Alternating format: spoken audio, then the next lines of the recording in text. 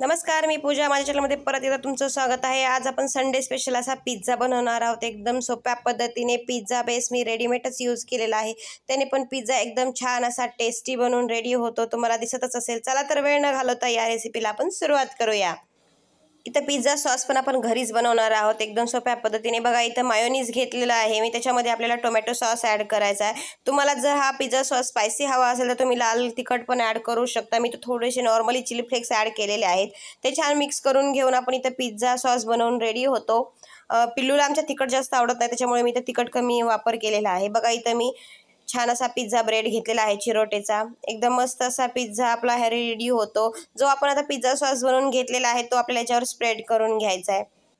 एकदम छान प्रकारे आपण हा स्प्रेड करून घेऊया. बघा तुम्ही पाहू शकता व्हिडिओमध्ये दाखवल्याप्रमाणे आपल्याला हा स्प्रेड करून घ्यायचा आहे.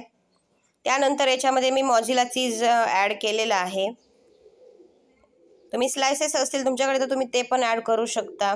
आता चीज स्प्रेड झाल्यानंतर आपण याच्यामध्ये शिमला मिर्च, कांदा, टोमॅटो आणि इथं मक्याचे दाणे घेतलेले आहेत. मी ते ह्याच्यामध्ये ॲड करते. तुमच्या आवडीनुसार तुम्ही याच्यामध्ये फळभाज्या ॲड करू शकतात, तुमच्याकडे ज्या अवेलेबल असतील त्या. त्याने अजून आपल्या पिझ्झाला टेस्ट छान येते. इथे व्यवस्थित आपल्याला भाज्या छान बघा मांडून घ्यायच्यात. छान दिसतील अशा आपण ह्या भाज्या स्प्रेड करून घेऊया. त्यानंतर याच्यावरती मक्याचे दाणे टाकणार आहे मी. एकदम मस्त टेस्टी असा हा आपला डॉमिनो स्टाईल पिझ्झा बनवून रेडी होतो. त्यानंतर ह्या भाज्या आपल्या स्प्रेड करून झाल्यानंतर वरतून परत आपल्याला याच्यावर चीज ॲड करायचं आहे. तुम्हाला जेवढं जास्त चीज आवडतं तेवढं तुम्ही याच्यामध्ये ॲड करू शकता. बघा त्यानंतर मी याच्यावर थोडेसे चिली फ्लेक्स ॲड करते. त्यानंतर ऑर्गॅनो ॲड करायचं आहे.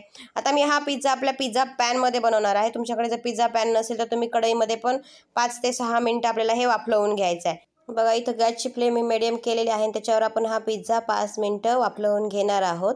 बघा आता इथं 5 मिनटानंतर आपला पिझ्झा किती छान बेक झालेला आहे. आता थोडा वेळ थंड होऊ द्यायचा आणि नंतर आपल्याला कटिंगसाठी घ्यायचा आहे. बघा खालच्या साईडने पण छान बेक झालेला आहे. आता मी 5 मिनटानंतर गॅस बंद केलेला आहे. आता बघा थोडा थंड झाला की आपण कटिंगला घेणार आहोत. एकदम छान माझ्याकडे इथे पिझ्झा कटर आहे, त्याने मी कट करणार आहे. एकदम मस्त टेस्टी असा आपला हा पिझ्झा बनवून रेडी होतो. तुम्हाला पिझ्झाचे जेवढे पीसेस हवेत तेवढे तुम्ही कट करू शकता. तुम्ही पाहू शकता बघा इझिली आपला हा पिझ्झा कट पण होत आहे. खायला टेस्टी एकदम असा हा आपला पिझ्झा बनतो. नक्की ट्राय करा आणि पिझ्झा बेसपासून एकदम नंबर 1 असा पिझ्झा आपला रेडी होतो. बघा तुम्ही पाहू शकता एकदम छान टेस्टी असा आपला हा पिझ्झा. मॉझिला चीज पण किती छान दिसत आहे. नक्की ट्राय करा आणि तुम्हाला जर ही रेसिपी आवडली असेल तर नक्कीच माझ्या चॅनलला लाईक करा, सबस्क्राईब करा आणि शेअर करायला विसरू नका. थँक्यू.